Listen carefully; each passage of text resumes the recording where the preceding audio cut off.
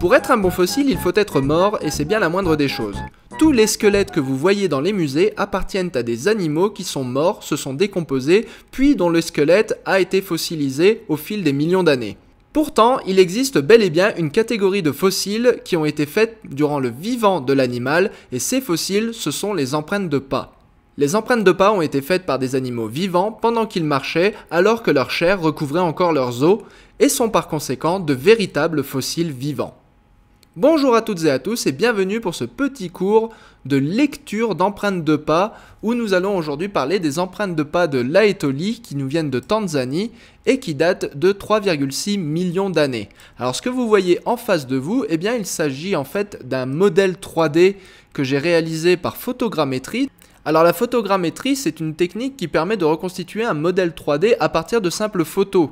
Donc vous prenez simplement en photo la surface que vous voulez à partir de différents points de vue et grâce à la parallaxe, en fait, le logiciel va vous reconstruire votre surface en 3 dimensions. Alors que peut-on voir sur ces empreintes fossiles de Laetoli?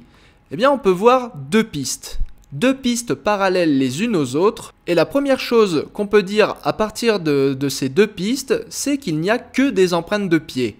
C'est-à-dire que nous ne sommes pas face à un animal quadrupède. Regardez, la première piste a 1, 2, 3 empreintes de pieds, mais pas d'empreintes de main. Et la deuxième piste a 1, 2, 3 empreintes de pieds, mais pas d'empreintes de main. Donc nous sommes face à des animaux qui sont bipèdes. Et pas n'importe quel animal bipède, puisque si on regarde attentivement ces empreintes, eh bien on va constater la présence d'un pouce opposable.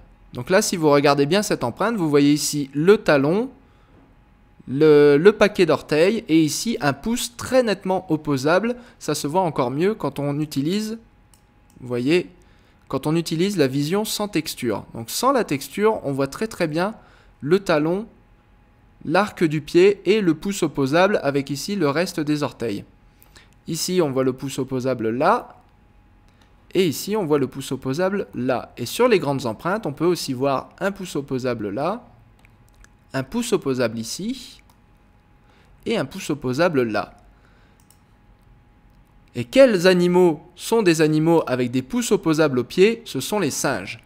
Mesdames et messieurs, ces empreintes de pas de Laetoli sont des empreintes qui ont été faites par des singes bipèdes, c'est-à-dire les tout premiers êtres humains. Ou devrais-je plutôt dire des hommes singes, des australopithèques. Les empreintes de pas fossiles de Laetoli, en plus donc d'être des fossiles vivants, sont aussi de parfaits chaînons manquants, puisqu'elles nous montrent un mélange de caractères à la fois humain, la bipédie, et de grands singes, c'est-à-dire le pouce opposable. Et c'est pour ça que les empreintes de pas sont mes fossiles favoris.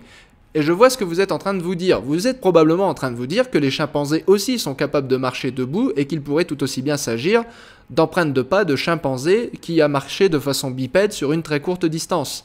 Et je vous répondrai que non, car si vous regardez attentivement ces empreintes de pas là, vous verrez que les pieds sont parfaitement parallèles les uns aux autres et non pas orientés vers l'extérieur comme chez les chimpanzés.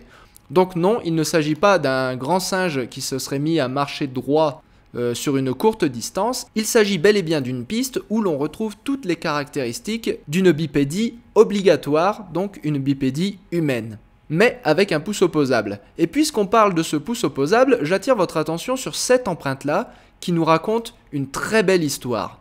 Regardez cette empreinte, il ne s'agit pas d'une empreinte, il s'agit en réalité de deux empreintes.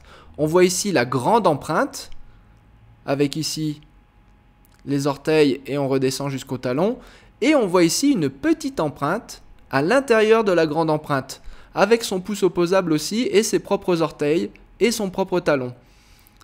Et si on remonte la piste, eh bien on va retrouver la même chose sur les autres empreintes. Une grande empreinte et une plus petite empreinte avec son talon, ses orteils et son gros orteil opposable. Et pareil ici, une petite empreinte à l'intérieur de la grande empreinte avec son pouce opposable ici. Donc il n'y avait pas deux hommes singes en train de parcourir la plaine de Tanzanie à ce moment-là, il y en avait en réalité 3. Et je m'autorise à croire qu'il devait s'agir d'au moins un adulte avec un enfant et peut-être même un deuxième enfant ou une femelle adulte qui marchait derrière. Donc une petite troupe d'Australopithèques, une petite troupe d'hommes singes qui a parcouru la plaine de Tanzanie après que les cendres volcaniques se soient fraîchement déposées et aient formé une boue dans laquelle ils ont laissé leur empreinte de pied qu'on peut encore admirer aujourd'hui. Donc voilà, c'est ça la magie des fossiles vivants, c'est ça la magie des empreintes de pas. Ce ne sont pas des empreintes d'animaux morts, ce sont des empreintes qui ont été faites par des animaux vivants et ils nous racontent bien plus de choses qu'on ne pourra jamais en reconstituer à partir de spéculations faites sur des ossements. Voilà, je vous remercie tous d'avoir regardé cette vidéo et je vous dis à très bientôt.